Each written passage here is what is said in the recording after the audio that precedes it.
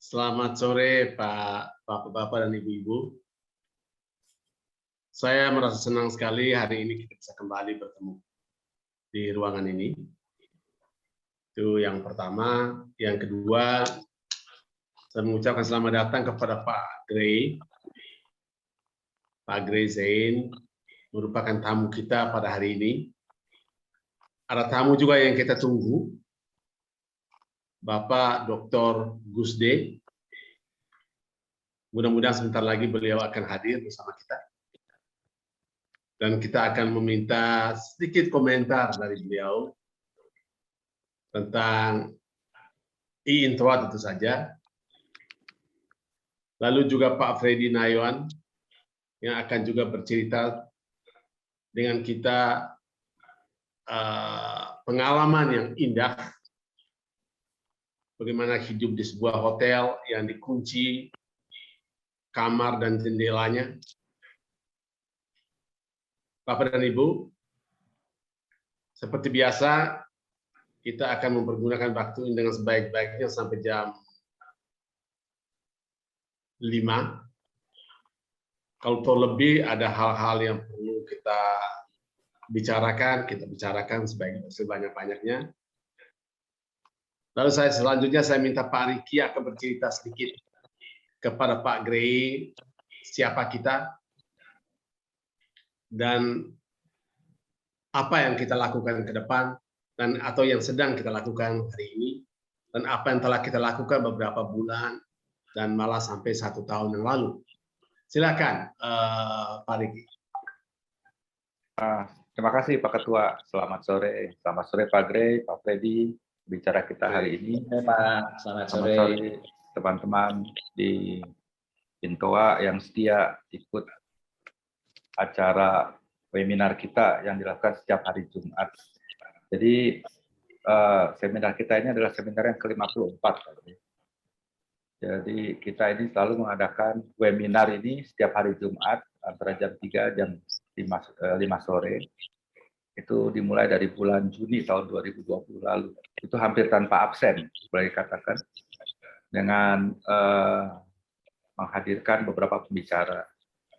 Idenya adalah kita memberikan semangat sejak border Indonesia ditutup untuk wisatawan, karena IINTOA ini didirikan dengan rasa yang sama, yaitu sebagai pelaku industri inbound, maka disebut di IINTOA, Indonesia Inbound Tour Operator Association, yang merupakan biro perjalanan wisata yang anggotanya hampir ada di seluruh Indonesia, dari Provinsi Aceh sampai dengan Provinsi Papua, jadi dari Sabang sampai Merauke. Total anggota kita yang terdaftar itu sudah hampir 150. Memang tidak banyak pemain inbound sekarang. Namun kita ingin inbound ini lebih dikedepankan dikarenakan mendatangkan wisatawan ini adalah tugas yang mulia sebetulnya, yaitu memberikan devisa tambahan bagi negara. Terlepas daripada ditutupnya border ini, memang beberapa teman-teman harus boleh katakan melakukan survival mode, jadi struggle. Dan oleh sebab itu kita saling memberikan motivasi dengan mengadakan webinar ini setiap hari Jumat yang dihadiri atau sebagai pembicara dari kalangan pejabat seperti anggota DPR, wali kota, bupati, gubernur, menteri, ex-menteri. Kita saling tukar pikiran dan memberikan sharing informasi. Juga beberapa minggu yang lalu kita mengundang ketua tim karantina dari Departemen Kesehatan, lalu dari pihak imigrasi juga mengenai ketentuan diberlakukannya visa untuk wisatawan, tata caranya dan lain-lain. Dan juga kita kemarin ditemani oleh anggota kami Bu Natali dan wakil ketua kami atau pendiri dari IINTOA Ibu Hasyana mengadakan audiensi dengan Satgas COVID-19 di gedung BNPB untuk meminta kesediaan mereka hadir di webinar ini. Jadi memang webinar ini suatu ajang sambung rasa antara anggota yang merupakan pemain inbound. Kedepannya memang kita berusaha untuk menjadi bagian atau partner pemerintah, terutama Kementerian Pariwisata, dalam melakukan kerja seperti promosi atau area-area exhibition, sehingga kita juga bisa memberikan satu kontribusi yang positif pada pemerintah melalui Kemenparekraf dalam mendatangkan sebanyak-banyaknya wisatawan. Memang ini satu challenge yang berat, namun kita tetap optimis di tengah adanya pandemi COVID-19 ditambah mutasi yang baru ini, Omicron, yang mudah-mudahan tidak sedahsyat varian Delta, sehingga aturan karantina yang kita sebetulnya tuntut untuk dicabut itu bisa benar-benar dilakukan oleh pemerintah setidaknya di awal tahun 2022 nanti. Kemarin saya ikut Zoom meeting juga mengenai sosialisasi kegiatan Arabian Travel Mart 2022. Itu mereka melakukannya secara Zoom di Bali, dan saya juga ikut juga di situ. Kebetulan di Bali ada pertemuan KKP se-Indonesia, jadi dihadiri oleh Deputi Menteri Bidang Pemasaran Ibu Nia. Beliau juga memberikan paparan betapa pentingnya Indonesia, terutama Bali, sebagai destinasi wisata di Indonesia.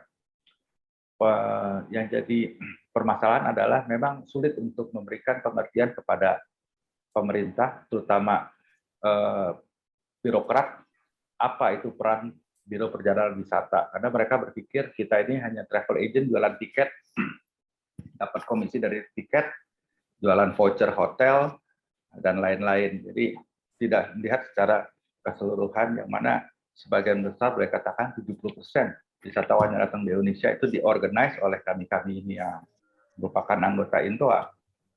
Nah, pada pemaparan yang dilakukan oleh Ibu Deputi kemarin di Bali, bagus sekali bahwa itu ada data-data menunjukkan bahwa tingkat masyarakat yang googling, masyarakat internasional, mengenai Bali itu makin meningkat seiring dibukanya Thailand untuk wisatawan asing, untuk turis. Jadi itu datanya ada, grafiknya ada, dan naik terus. Maksudnya adalah agar kita, pemerintah juga aware, terutama yang pemegang kendali atau otoritas karantina, otoritas pembukaan Bali ini, bahwa potensi itu tinggi sekali, orang keinginan untuk ke Bali. Dan juga data dari IATA menunjukkan permintaan ke Bali itu tinggi. Itu juga ada statistiknya. Bagus sekali memang itu presentasinya untuk ditampilkan. Karena jangan sampai ada pikiran begitu Bali dibuka tanpa karantina, langsung jutaan orang turis masuk gitu ke Bali. Itu kan tidak mungkin, pasti gradual dan lain-lain. Oleh sebab itu, ya kita menginginkan hal-hal ini terus kita lakukan di INTOA ini, terutama dengan pejabat-pejabat publik, untuk mengetahui lebih jelas posisi daripada BPW yang mendatangkan wisatawan. Nah, dalam kesempatan ini kami berterima kasih juga Pak Gray, Pak Presiden Nayawan, yang ingin memberikan suatu gambaran apa yang terjadi, apalagi Pak Gray yang punya jam terbang cukup tinggi, maksudnya mengunjungi negara-negara di dunia ini, dan juga sebelum pandemik dan setelah pandemik, apa yang terjadi, sehingga kita juga bisa memberikan masukan. Setidaknya kita menginginkan INTOA ini menjadi bagian daripada mensukseskan program pemerintah, terutama untuk wisatawan nantinya di Bali ini. Jika pun diturunkan karantinanya, menjaga turis itu atau wisatawan asing datang dengan aman, menikmati Bali dengan nyaman, dan pulang juga dengan aman. Dengan sharing informasi yang kita bisa dapatkan dari Pak Gray dan Pak Freddy. Demikian Pak Ketua yang bisa saya sampaikan. Terima kasih. Terima kasih Pak Riki. Selanjutnya saya serahkan kepada moderator Pak Yongki untuk memimpin rapat ini. Silakan Baik. Pak Yongki. Baik, terima kasih Pak Ketua, terima kasih Pak Sekjen telah menceritakan tentang beberapa hal dalam keadaan pandemi seperti ini. Nah, hari ini kita ada sharing pendapat, pengalaman dan lain sebagainya mengenai apa yang terjadi di bandara kita. Mungkin tidak ada korelasinya dengan apa yang terjadi dengan teman kita ini. Tetapi pandangan saya, kalau orang Indonesia seperti itu kan, bagaimana dengan orang asing yang datang seperti itu kan, yang mereka notabene tidak mengerti bahasa Indonesia dan lain sebagainya. Nah, untuk sharing kali ini saya bagi menjadi dua bagian untuk Pak Gray. Pertama adalah menceritakan bagaimana Pak Gray pada saat kedatangan di bandara yang tercinta kita ini. Kemudian, tolong juga Pak Gray nanti ceritakan bagaimana pengalaman selama berada di Eropa pada saat Pak Gray bawa rombongan dengan peserta-peserta Indonesia. Mungkin ini satu bahan supaya kita juga bisa memberikan masukan kepada pemerintah untuk mengetahui ini loh para wisata kita kalau mau hidup ya seperti ini. Pembicara kita kedua adalah Pak Freddy Nayoan. Siapa tidak kenal Pak Freddy, aktivis di IINTOA juga. Nah, sementara Pak Gray ini, beliau bareng-bareng dengan saya duduk di ITLA, Indonesia Tour Leader Association. Sementara ini kami sedang meminta salah satu pelaku pariwisata yang mengalami betapa rumitnya kedatangan kita di bandara, kemudian betapa mudahnya orang-orang di sana, di luar negeri itu melakukan PCR dan lain sebagainya. Mungkin saya persilakan Pak Gray untuk menyampaikan dua hal pokok. Yang pertama, apa pengalaman Pak Gray pada saat beliau baru saja beberapa hari yang lalu tiba di Jakarta dengan rasa lapar, menunggu makan malam sampai jam 1 pagi. Silakan Pak Gray. Terima kasih Pak Yongki. Mohon izin Pak Ketua, Pak Paul Edmundus. Terima kasih Pak Gray. Silakan. Assalamualaikum warahmatullahi wabarakatuh. Waalaikumsalam. Waalaikumsalam warahmatullahi wabarakatuh. Shalom, salam sejahtera buat kita semua. Om Swastiastu, Namo Buddhaya, salam kebajikan. Baik, saya ingin berbagi cerita mengenai kejadian di hari Minggu kemarin ini. Tepatnya pesawat saya itu tibanya jam 6 waktu Indonesia Barat. Setelah mendarat, disinilah awal masalah yang timbul. Tidak adanya pembagian row ataupun barisan, justru penumpukan orang. Jadi social distancing itu nggak ada, social distancing-nya nggak ada. Dan pengaturan di bandara chaos pada waktu itu. Dibagi beberapa tahapan. Tahapan yang pertama, kedua, sampai 3 tahapan. Tahapan pertama itu semua berdiri dan posisinya sekitar 45 menit, 1 jam. Bayangkan di situ ada turis asing, ada WNI yang baru pulang. Kemudian mulailah kekacauan itu terjadi karena petugas security itu berasumsi mengatur alur penumpang berdasarkan kedatangan pesawat. Katakanlah Malaysian Airlines yang pertama, kami menggunakan Turkish Airlines yang kedua. Karena kacau situasinya, akhirnya pesawat SQ yang di belakang kami mendapatkan prioritas, sehingga disitulah timbul kekacauannya. Itu di bay namanya, ruang pertama, sampai akhirnya masuk di bay kedua, dan di sini tidak jelas informasinya itu tidak ada di Bandara Soekarno-Hatta. Apa, langkah apa, langkah apa. Baik di pesawat juga tidak ada informasi itu. Kemudian mulai di bay kedua. Orang sudah berpikir, oh lewat di bay pertama, bay kedua ini juga masih antri, tapi ada tempat duduk. Ada tempat duduk. Nah, lanjut, kira-kira 45 menit lagi. Jadi Bapak dan Ibu sekalian, prosesnya itu kira-kira 6 jam. Ya, ini belum pernah terjadi dalam karir profesi saya menghadapi bandara internasional dunia. Inilah yang pertama di Indonesia yang terburuk yang pernah saya lihat. Jadi setelah kita masuk di B3, disitulah mulai dilakukan PCR. Nah, PCR dikasih kode atau QR code. Dari sana baru kita bisa lanjut ke imigrasi.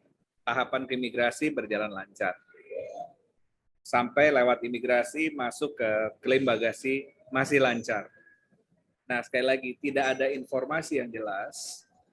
Akhirnya setelah keluar dari custom, mulai di pintu keluar, disitulah kami tertahan lagi untuk 2 jam. Karena menunggu hasil PCR. PCR 2 jam, baru kami bisa keluar dari bandara.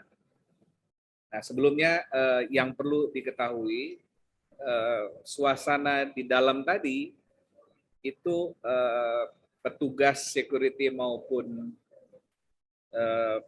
petugas keamanan yang menggunakan seragam tentara pada waktu itu, jangankan ramah, mungkin mereka sudah capek kali ya, sehingga emosinya, sehingga orang pada bingung, ini kok negeri apa ya kayak begini ya, kok datang orang pada marah-marah tentaranya gitu ya. Ini yang terjadi. Akhirnya sudah kami kebetulan bekerja sama dengan Grand Melia Hotel, penggunaan kamar yang cukup banyak, 46 kamar itu, sehingga dia berinisiatif untuk membantu kami di bandara. Dan ini paling bagus sebenarnya. Kalau sampai di hotel itu akan chaos lagi. Karena repatriasi itu tidak boleh memasuki lobi. Mereka harus masuk di lift bagasi atau lift barang sampai ke lantai yang dituju. Sebelumnya Pak Yongki, saya ingin berbagi dulu, yaitu kalau itu kan kepulangan. Sebenarnya keberangkatan ini yang penting ya, yang penting yang kita semua perlu tahu. Aturannya sebelum terbang kita harus PCR. PCR ditentukan tempatnya. Artinya yang harus ada QR code. Kalau PCR tidak ada QR code, maka tidak valid untuk terbang. Waktu itu saya memilih apa sih yang mudah, yang banyak aksesnya, Bumame. Dengan harga 275.000 untuk PCR-nya. Singkatnya, pada waktu hari keberangkatan tidak ada masalah. Nah, sampailah kami di Swiss. Pada waktu sampai di Swiss, petugas imigrasi yang dia tanya 2, PCR sama vaksin, peduli lindungi. Tapi sebelum kita check-in di Turkish Airlines, kita harus mengupload seperti di kita itu peduli lindungi. Jadi kita harus upload dulu. Kalau nggak diupload, nggak terbang. Jadi artinya preventif sudah dilakukan oleh penerbangan. Yang saya ingin garis bawahi di sini untuk berbagi kepada Bapak dan Ibu sekalian adalah aturan di negara Swiss setiap 48 jam harus dilakukan antigen. Jadi pada waktu hari pertama kami masih bisa menggunakan PCR karena PCR ada toleransinya 72 jam. Singkatnya tiba di Zurich, yang ini perlu disampaikan juga, mudah, sangat mudah sekali tempat PCR, bayarnya sekitar antigen 60 Swiss franc, setara dengan 60 euro, dan itu waktunya juga nggak lama keluarnya. Nah, yang membingungkan sekarang, kembali ke tadi kedatangan, semua wisatawan atau asing yang datang ke Indonesia itu sudah melengkapi PCR. Tapi sampai di bandara itu tidak dilihat semuanya. PCR. Kenapa kita tidak mau belajar dari Swiss?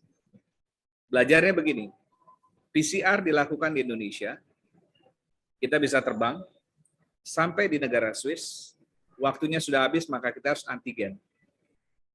Kalau di kita dibalik, sampai harus PCR dulu. Inilah yang menjadi masalah di bandara. Harusnya kalau memang ada keterangannya kapan dilakukan PCR masih berlaku, maka dia boleh masuk melewati imigrasi. Harusnya seperti itu. Kemudian mulai lakukan antigen. Nah, catatan yang paling penting, semua orang harus antigen pada waktu kedatangan. Kalau tidak bisa makan pagi, tidak bisa makan siang, tidak bisa makan malam. Itu yang memberikan Swiss bisa bangkit untuk kembali pariwisatanya. Situasi di sana pun hanya 50% orang yang divaksinasi, tetapi karena mereka komitmen, misalnya dimanapun di restoran kita mau minum kopi saja atau makan roti, dia akan tanya mana antigen kamu yang masih berlaku. Kalau misalnya nggak ada, tidak bisa masuk ke dalam restoran. Itu yang sebenarnya bisa kita terapkan di Indonesia. Jadi singkatnya, antigen sudah dilakukan, itu setiap 48 jam. 48 jam kemudian kita antigen lagi. Tergantung berapa lama kita ada di negara itu. Kemudian saya ambil pembanding dengan Turki. Sebelum kami terbang ke Turki, kami lakukan PCR lagi di Zurich bersamaan dengan antigen. Nah, ini yang hebat. Di Swiss itu bisa antigen dan PCR bersamaan. Kenapa? Antigennya itu hanya menggunakan cairan. Dengan kita mengeluarkan air liur, dimasukkan dalam botol.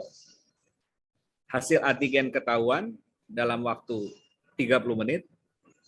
Hasil PCR bisa ketahuan dalam waktu 9 jam. Inilah yang kami bawa untuk terbang ke Turki, ke Istanbul. Bapak dan Ibu sekalian, Turki juga membuka pariwisata lebih awal. Tapi Turki punya komitmen sama. Yang kedua, sebelum masuk Turki kita harus bikin e-hack-nya seperti Peduli Lindungi.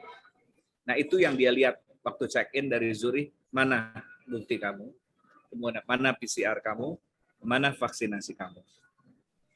Setelah itu kami berada di Turki 3 malam. Di malam kedua kami harus lakukan lagi PCR. Nah, PCR-nya memang kalau di Turki agak berbeda treatment-nya. 1 kali masukkan ke dalam mulut dengan seperti cotton bud, kemudian ke hidung. Hasilnya bisa kita ketahui dalam waktu 8 jam. Artinya, waktu kami terbang, kami semua sudah dinyatakan negatif. Nah, pada waktu kami tiba di Bandara Soekarno-Hatta, itu satu pun tidak ada yang mau melihat petugas yang ada di bandara. Tidak ada yang mau melihat hasil negatifnya itu. Jadi sebenarnya untuk apa dilakukan PCR di Turki, ya itu tetap aja menjadi pegangan kita. Tapi sayang sekali waktu tiba di Jakarta tidak ada dilihat. Dan kita harus melakukan lagi PCR. Yang sangat menyedihkan, kekacauan itu timbul adalah PCR-nya hasilnya 2 jam. Itu pun tergantung daripada flow penumpang yang masuk. Semakin banyak mungkin akan lebih panjang. Disitulah kekacauan ini terjadi dan menurut informasi sebelumnya sudah terjadi di hari-hari sebelumnya. Tidak ada upaya perbaikan. Kebetulan saya adalah grup yang masuk ke Indonesia pada 0001 diberlakukannya 7 hari. Dan puji dan syukur kami tiba arrival jam 6, masuk hotel jam 1, jadi kira-kira memakan waktu 6 jam di Bandara Soekarno-Hatta untuk masuk ke hotel, dan kami tidak dikenakan yang 7 hari. Itu di satu sisi positifnya. Kalau sekarang Bapak dan Ibu tanya, saya masih ada satu grup lagi di belakang, dan ini tambah menyulitkan lagi karena dari 3 menjadi 7, ternyata hari ini sudah keluar lagi menjadi 10 hari untuk karantinanya. Sehingga inilah yang disebut dengan namanya VUCA era. Ya, VUCA era ini ya ini, nggak ada kejelasan, nggak ada kepastian, ambiguity, ya seperti itu. Jadi apa yang volatility ini terjadi ya, perubahan di dunia, tapi kita tidak mau melakukan penyesuaian seperti apa yang negara-negara lain sudah lakukan. Kemudian juga ketidakpastian. Baru pasti bisa dibayangkan, ini baru dipastikan hari ini, padahal di persnya sudah berjalan 2 atau 3 hari untuk pemberlakuan karantina 10 hari. Kemudian ini semakin kompleks, complexity. Yang terakhir adalah ambiguity. Jadi kalau Bapak dan Ibu bertanya kepada saya, sebaiknya untuk trip perjalanan ke luar negeri, sebaiknya tidak dilaksanakan dulu. Itu yang akan kami sampaikan ke depan di tahun ke depan.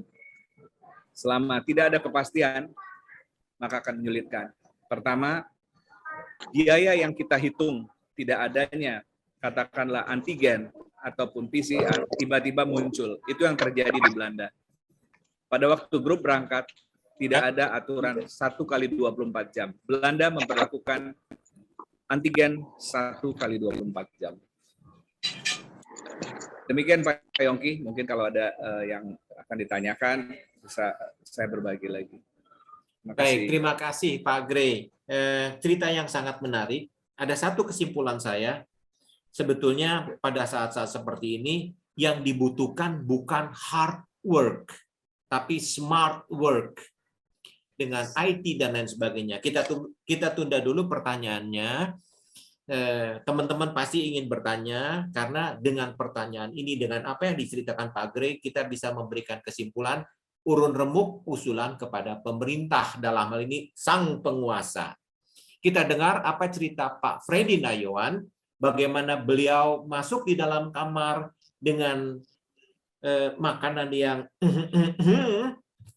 kita persilakan Pak Freddy Nayawan. Saya tidak memperkenalkan Pak Freddy Nayawan lebih dalam karena beliau adalah aktivis IINTOA dari Yogyakarta. Silakan Pak Freddy. Ya, terima kasih Pak Yongki. Selamat sore. Assalamualaikum Bapak Ibu sekalian. Salam sejahtera. Shalom. Om Swastiastu, Namo Buddhaya. Salam kebajikan. Pertama-tama saya ingin menyapa Pak Pol, Pak Riki, Pak Yongki, Bu Yana, juga teman-teman, sahabat-sahabat yang ada di INTOA, juga Pak Gray, apa kabar? Lama sudah nggak berjumpa ini Pak Gray. Terima kasih. Halo. Pak Freddy. Masih ingat saya ya? Dulu waktu masih sering ke Jogja ya Pak ya? Ya Pak. Baik Bapak Ibu. Sebetulnya saya harus feedback ke belakang dulu kenapa saya ke Dubai. Kami ke Dubai dalam rangka mengikuti yaitu Expo atau World Expo Dubai yang berlangsung di Dubai sampai bulan April. Nah, kami kebetulan ditunjuk dari industri ditunjuk oleh Pemda Daerah Istimewa Yogyakarta untuk ikut, itu pada waktu awal November kemarin. Tapi kami sudah membuat satu perencanaan sejak bulan Agustus, Bapak Ibu. Ketika bulan Agustus, ketika kami membaca IT-nya, waduh, kita bingung ini. Di Dubai kita akan dikarantina selama 10 hari. Terus kemudian akan dikarantina di Indonesia 8 hari. Ya sudah, karena kita sudah komitmen untuk ikut, dan untuk terlibat dalam forum bisnis pariwisata, terutama pemerintah Daerah Istimewa Yogyakarta ingin mengangkat yaitu cultural tourism, quality tourism, dan juga sustainability tourism untuk Daerah Istimewa Yogyakarta. Nah, dengan berjalannya waktu, ternyata ada titik terang di mana Dubai memberikan karantina lebih pendek lagi. Ya, tapi Indonesia belum berubah. Kemudian setelah mendekati saat berangkat, ternyata Dubai hanya memberikan karantina 1 hari, tapi istilahnya bukan karantina, Pak. Yaitu kita masuk harus di PCR, gitu. Jadi saya sedikit cerita atau berbagi cerita kepada Bapak Ibu sekalian, bagaimana tahapan ketika kami berangkat. Ya, rombongan kami terus terang ada 2, satu dari pariwisata hanya 8 orang. Sedangkan dari kebudayaan cukup banyak, sekitar 50 orang, dan kita berangkat bersama-sama. 1 hari sebelum kami berangkat, kami di PCR. ya di kantor kebudayaan di Jogja di PCR semua lancar. Begitu juga ketika di Bandara Soekarno-Hatta semua lancar, tidak ada masalah seperti yang dijelaskan oleh Pak Giri tadi. Tidak ada masalah apapun. Ya, untung yang berangkat ada satu pesawat yaitu Emirates. Kita berangkat dengan Emirates. Jam biasa kita berangkat itu, terus kemudian kita tiba di Bandara Dubai itu pagi ya, dini hari. Nah, ketika kami tiba di sana, kami terus terang belum mengerti keadaannya karena saya sudah 2 tahun tidak pergi ke luar negeri. Saya mengatakan bahwa ini kesempatan saya untuk melihat test case, saya melihat keadaan sebenarnya, dan saya bisa membuat suatu perbandingan antara di Dubai dengan di Jakarta. Ternyata di Jakarta lancar pada waktu keberangkatan, ya sama kita akan ditanya PCR, kemudian vaksin 2 kali, oke, go, tidak ada masalah apapun. Demikian juga ketika kami tiba di Dubai, itu lancar sekali, ya. Kita hanya di PCR dan kita punya waktu 1 hari free. Jadi setelah PCR, kemudian kita ke ke imigrasi seperti biasa kalau tur-tur biasa itu, terus kita ambil bagasi, kemudian kita nunggu bis, masuk bis kita ke hotel. Tidak ada yang menyeramkan, Pak. Seperti orang tur biasa. Kita di PCR pun gampang sekali, cepat sekali. Ada banyak sekali alur-alurnya di sana, kita cepat hanya melalui hidung. Terus setelah kita tiba di hotel, hotel juga tidak menyeramkan, Pak. Check-in biasa, porter biasa, cuman ada perbedaan sedikit yaitu mereka memakai masker. Cuman itu saja saya perhatikan. Kemudian kita dibagi kunci, kita masuk ke kamar, kita tanya, selama kita menunggu ini boleh nggak kita menggunakan aktivitas yang ada di hotel? Oh silakan. Ada yang merokok di lobi, ada yang bukan di lobi, seperti di tamannya itu. Kemudian ada yang mau fitness atau mau berenang, silahkan, tidak ada masalah. Nah, kami pikir PCR ini kira-kira butuh waktu 6 jam atau minim 6 jam. Ternyata jam 9 kami sudah menerima hasil PCR melalui WA kami. Artinya setelah terima PCR ini, you are free. Boleh kemanapun. Nah, waktu itu kami tinggal di namanya Al Barsha. Ya, Pak Giri pasti hafal itu. Jadi di Millennium Al Barsha, di mana kira-kira jaraknya hanya 100 meter itu ada mall namanya Emirates, salah satu mall yang terbesar di Dubai. Apa yang terjadi Bapak Ibu sekalian? Wow, happy. Ya, hampir sebagian ke mall. Saya juga ke mall, saya melihat apa yang terjadi di mall. Mereka sangat biasa. Seperti kalau kita ke mall yang pada hari-hari biasa. Perbedaannya sekali lagi mereka hanya ngecek suhu kita, kemudian masker kita, sudah kita boleh masuk. Seperti itu Bapak Ibu sekalian. Hari kedua, kemudian kita ke Expo. Apa yang terjadi di Expo? Karena Expo ini adalah Expo dunia, ada sekitar 193 negara yang mempunyai pavilion di sana, otomatis yang datang itu adalah pasti dari berbagai macam negara. Kemudian saya amati satu persatu, kita masuk ke, setelah kita menuju Expo pagi hari, kemudian kita parkir di sana, kita masuk ke pintu masuk, tidak ada hal yang menyeramkan. Ya, kita hanya dilihat suhu, kemudian tidak ada cek vaksin segala, pokoknya kita sudah dianggap sudah bebas, ya sudah divaksin dan kita masuk. Dan masuk di suasana Expo pun sangat nyaman sekali, Pak. Tidak ada hal yang menyeramkan. Nah, kemudian kita di sana, hari berikutnya kita forum bisnis pariwisata. Ya, kita berjumpa dengan beberapa pelaku pariwisata di sana, terutama tour operator yang ada di Dubai dan juga di Abu Dhabi yang mereka datang ke tempat kami. Forum bisnis ini berlangsung 3 hari, Pak. Nah, selama 3 hari ini bergantian. Memang ini harus tidak boleh sekaligus ya. Yang diterima hanya berapa orang hari ini, kemudian hari berikutnya berapa orang, kemudian hari ketiga berapa orang itu. Dan ini semua berjalan lancar sekali. Bahkan sebelum forum bisnis ini, Dinas Pariwisata DIY mempresentasikan objek-objek wisata yang ada di DIY, terutama yang kekinian, dan juga mempersembahkan tarian-tarian di situ. Sehingga Bapak Ibu sekalian ini cukup berjalan lancar, cukup berjalan baik. Nah, mereka juga sangat antusias. Banyak yang mereka belum mengenal namanya DIY. Kalau Bali itu sudah tujuan mereka, kemudian Jakarta juga pasti sudah tujuan mereka, tapi DIY belum. Tapi mereka sangat antusias sekali begitu melihat apa yang kami presentasikan di tempat itu. Nah, tetapi ada hal yang menyedihkan Bapak Ibu sekalian, yaitu ketika mereka tanya, apakah di Indonesia itu masih dikarantina? Saya bilang, ya. Nah, itu yang tidak mungkin mereka akan masuk ke Indonesia. Even karantinanya waktu itu 3 hari, Pak. Saya terus terang, kena karantina 3 hari. Di situ. Dan mereka akan mengatakan, kita akan postpone dulu untuk berkunjung ke Indonesia. Otomatis akan berkunjung ke Bali, mereka juga akan postpone di situ. Baik, kami cukup mengerti sekali, tapi misi kami adalah memperkenalkan daerah istimewa Yogyakarta di forum bisnis itu. Dan kami yakin untuk tahun ini pasti mereka tidak akan masuk karena masih dalam batas karantina. Bapak Ibu sekalian, singkat cerita, setelah tugas kami selesai, kami harus balik ke Indonesia. Apa yang terjadi Bapak Ibu sekalian? 1 hari sebelum kami terbang, kami di PCR. PCR petugas itu datang ke hotel, bukan di bandara.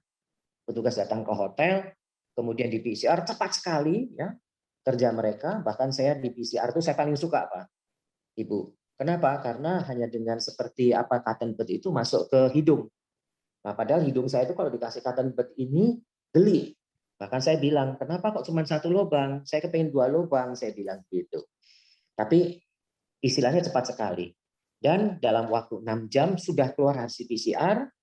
Kemudian setelah pada waktu kita penerbangan pulang ke Indonesia seperti biasa, kita di airport check-in seperti biasa, tidak ada petugas yang aneh-aneh, hanya petugas yang di check-in counter menanyakan bukti vaksin dan bukti PCR. Titik, cuman itu aja, Pak.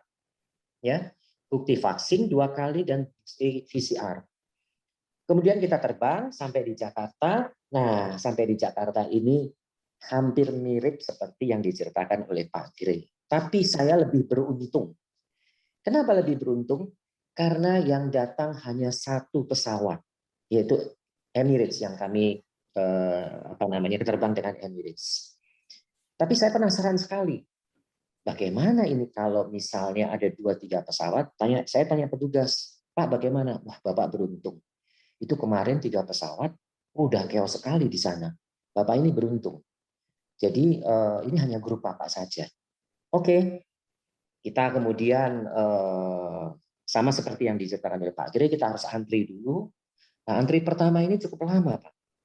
Rata-rata tuh di atas 30 menit, ya boleh dikatakan 45 menit. Ya. Kemudian masuk IP yang kedua juga sama. Kita ambil QR code, kemudian kita di PCR ya. Lagi di situ. Terus kemudian yang ketiga kita ditanya dokumen lagi. Mana dokumennya? Diulang lagi di situ. Wah, ini membuat kami tidak nyaman sekali. Apalagi setelah penerbangan jauh, capek ya, dan suasana juga lapar begitu. Terus oke lah kita ikutin karena kita masih sadar bahwa ini hanya 1 pesawat saja. Terus kemudian kita ke imigrasi lancar, kemudian diambil koper juga lancar. Lah baru setelah keluarnya itu lama sekali. Kita digiring, tidak boleh kemana-mana, Bapak Ibu sekalian. Kemudian kita nunggu di sana cukup lama sekali. Kita mau beli makanan juga tidak boleh, harus nunggu untuk diantar ke hotel. Ya, hotel kami waktu itu ada di Gatsu, di Gatot Subroto, ya hotel bintang 4. Saya juga belum pernah mengalami hal ini, sehingga saya juga agak sedikit apa yang akan terjadi berikutnya, apa yang akan kami lakukan berikutnya. Begitu kami tiba di hotel, Bapak Ibu bisa bayangkan, Emirates itu mendarat hampir jam 4, setengah 4 lebih.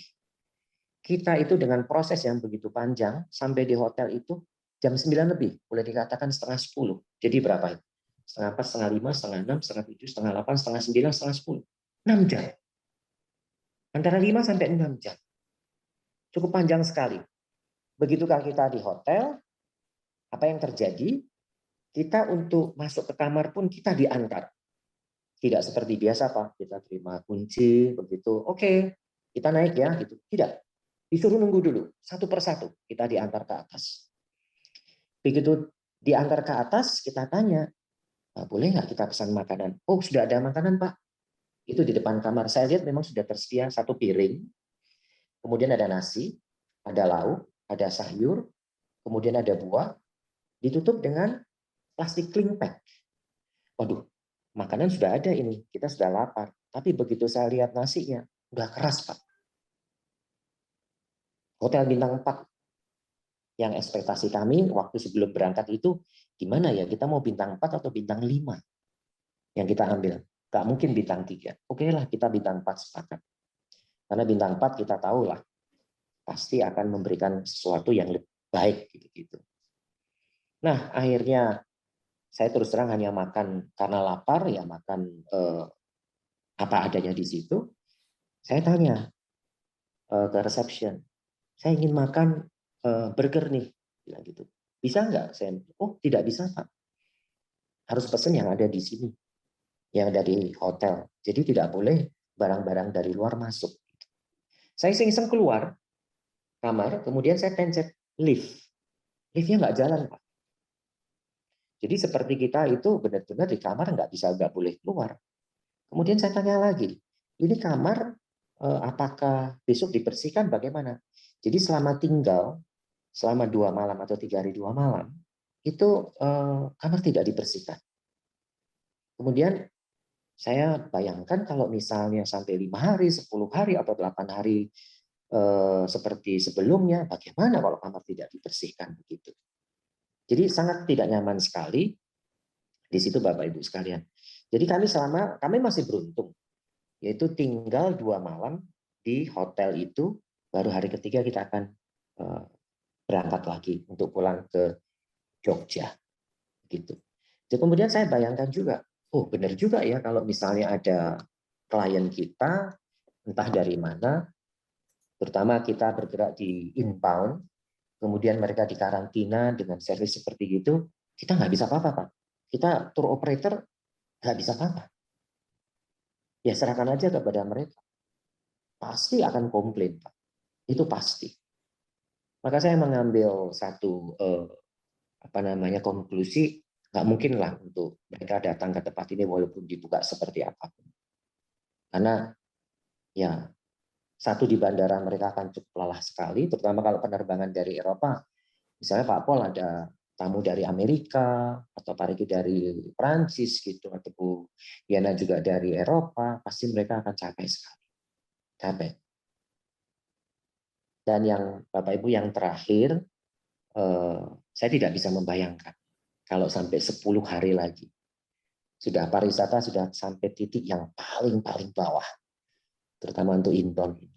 Saya setuju dengan Pak Gray, apalagi ke luar negeri ya, outbound gitu. Waduh, ini sudah kita nggak bisa apa-apa, Pak. Sudah give up gitu. Kira-kira begitu, Pak Yongki dan Bapak-Bapak Ibu sekalian, ini saya hanya berbagi pengalaman saja. Karena saya beruntung mengalami pengalaman itu sehingga saya bisa merasakannya. Terima kasih. Ya, terima kasih Pak Freddy.